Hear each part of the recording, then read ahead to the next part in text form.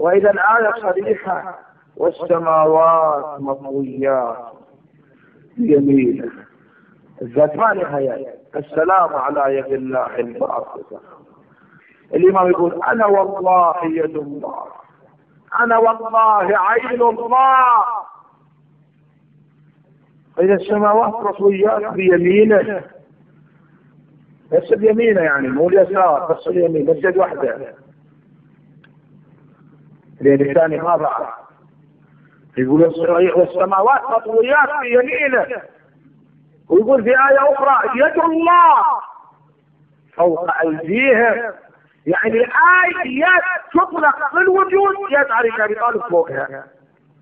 يد الله فوق أيديهم، يعني آيات الملائكة، آيات الجن، آيات الإنس، آيات كل شيء. يد الله فوق أيديهم.